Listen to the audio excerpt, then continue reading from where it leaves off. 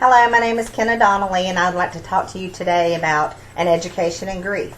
I read an article that was entitled just that, An Education About Grief.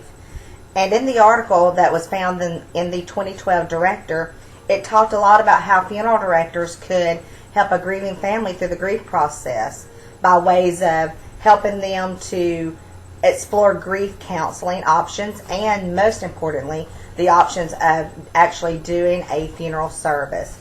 We have found that we live in so much of a rush life and let's get things over with that we are not thinking about the full funeral process. We are, in a sense, taking the quick approach. And so with that, families are not thinking about the entire process of the loved ones and the friends that are also out there, outside of immediate family. So funeral directors are having to come up with a more creative way to explain to families the importance of funerals and to let them know of the effects that funerals do to help you in the long run. So there's a foundation called the AGR program, which stands for Advocacy Grief Recovery. And this program works as an online service, so you can recommend it out to the clients as they're in the arrangement office, or better yet, they're really wanting palliative care, hospice nursing, and the doctors to get on board with this. And so it doesn't always have to happen at the time of death. But you go on this online and they walk you through the grief process. And there's counselors that will help you and guide you through. They did a statistics of 900,000 widows and widowers. And in that statistic, 25% of those experienced deep depression. Within that group, they found that the majority of them never had a funeral service for their loved one. So they took this group of people who had never had a funeral service and sent them through therapy where they would imagine their service for their loved one and actually verbally talked about it and walked through what a funeral would have been like. And in that process, they, number one, came off the antidepressants, and number two, started moving forward with life more quickly. And so to me, this personally just shows how a funeral service does help. It brings closure to the family. In my own personal experience, I had an uncle that at age 33 committed suicide. And my grandmother did not want anyone to see him. She insisted the casket was closed. We did finally convince her to let the immediate family see him. And that was in January of 1994.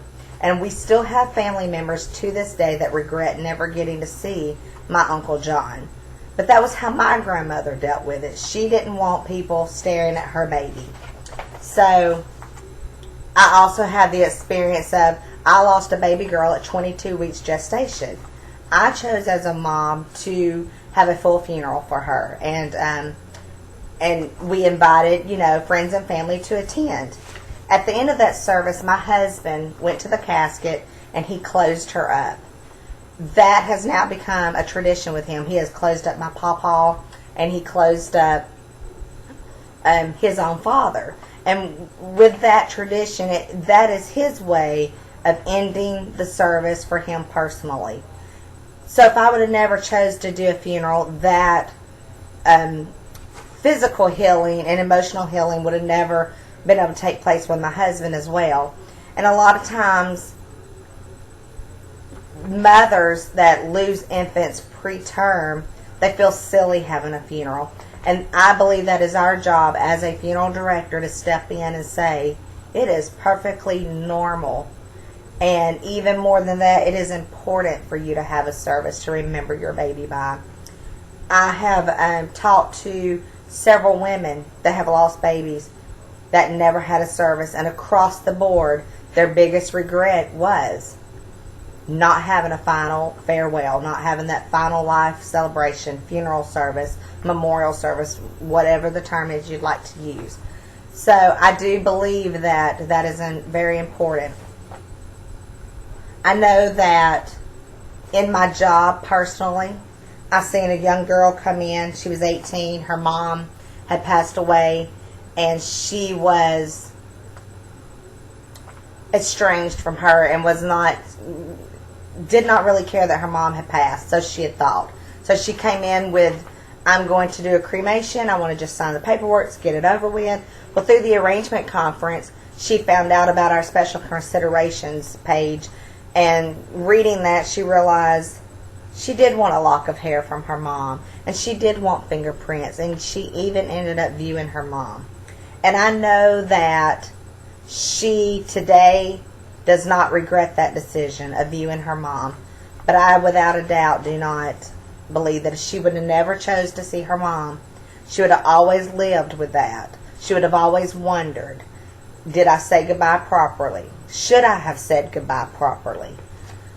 So as the funeral director, we have to remember that it is our responsibility to help the family through this grief process as well, to show them all the different ways that they can do that.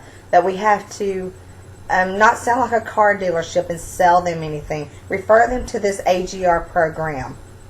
It's free. It doesn't cost a thing. And they can go home and look it up on their website on their own. And that way they don't feel like it is something that your funeral home is pushing on you. It is something they can do at home in their comfort. And they need to know that even after their bill is paid and everything is done and over with, that you're still an advocate for them, that you can still help them, that they can call you back and say, my daughter is not doing well. What can I do to help her at this point? And you have the referral. You know where to send them. So I just, I love the place that I apprenticeship at. I do have the opportunity to love on people and to be more affectionate and compassionate with them. And I just hope that I never lose that. I think it is very important for us as funeral directors to lead our families in the right direction and to let them know that we care.